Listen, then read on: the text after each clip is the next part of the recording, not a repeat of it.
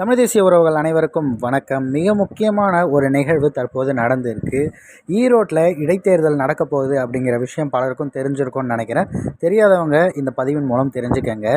இந்த இடத்துல நாம் தமிழர் கட்சி களமிறங்குது அப்படிங்கிறத அண்ணன் சீமான் அவர்கள் அறிவிச்சிருக்காரு.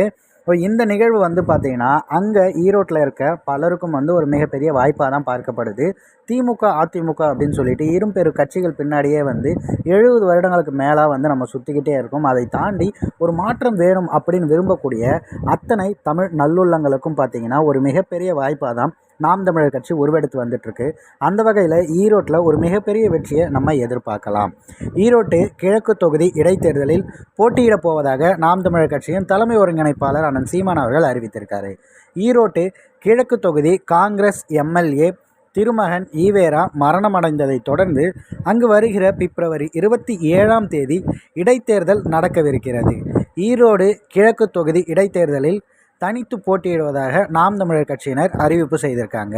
நாம் தமிழர் கட்சியை பொறுத்தவரை தமிழகத்தில் நடைபெற்ற அனைத்து சட்டமன்ற பாராளுமன்ற தேர்தலிலும் போட்டியிட்டே வருகிறது.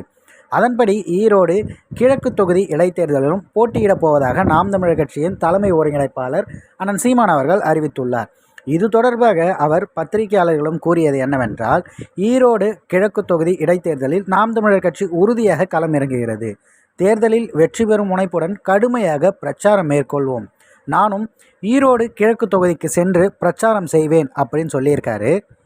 இந்த விஷயம் நாம் தமிழர் தம்பிகளுக்கு ஒரு மிகப்பெரிய உத்வேகமாக தான் இருக்குது. காரணம் என்ன அப்படின்னா, ரொம்ப வெற்றி பெறணும் அப்படிங்கிற ஒரு முனைப்போடு நம்ம செயல்படணும் அப்படின்னு சொல்லியிருக்காங்க. அதுக்கு மிக முக்கிய எடுத்துக்காட்டாக இப்பொழுது ஈரோடு நமக்கான ஒரு களமாக அமைஞ்சிருக்கு. அண்ணன் சொல்கிற மாதிரி நம்ம அந்த இடத்துல எந்த அளவுக்கு இறங்கி வேலை செய்கிறோம், எந்த அளவுக்கு அங்கே திமுக அதிமுக வேண்டாம்னு நினைக்கக்கூடிய அத்தனை இளைஞர்கள் மட்டும் இல்லாமல் வயதானவர்களையும் நம் பக்கம் திருப்ப போகிறோம் அப்படிங்கிறது தான் இந்த தேர்தலுடைய மிக முக்கிய ஒரு நிலைப்பாடாக இருக்கும். தமிழகத்தில் இருக்க மற்ற மாவட்டங்களில் இருக்க எல்லாரும் ஈரோடு தொகுதியில் இருக்கக்கூடிய அத்தனை நண்பர்களும் பேச வேண்டும். அது மட்டும் இல்லாமல் ஈரோடு தொகுதியில் இருக்கவங்க இவர்கள் எல்லாரை விட கூடுதலாக அதிகபட்ச வேலைகள் பார்க்க வேண்டும் அப்படிங்கிறது தான் அண்ணன் சீமான் அவர்களின் எண்ணமாகவும் இருக்கும். தமிழ் தேசிய கருத்தியல் வெல்ல வேண்டும் அப்படின்னு நினைக்கக்கூடிய ஒவ்வொருத்தவர்களோட எண்ணமாகவும் இருக்கும். இந்த விடயத்தில் நீங்கள் எந்த மாதிரியான விஷயங்களை கையாளலாம்னு நினைக்கிறீங்களோ அது எல்லாத்தையும் நம்மளுடைய பின்னோட்டத்தில் தெரிவிங்க. முடிந்தவரை இந்த தேர்தலில் நமக்கானதாக மாற்றுவோம். இலக்கு ஒன்றுதான், நம் இனத்தின் விடுதலை.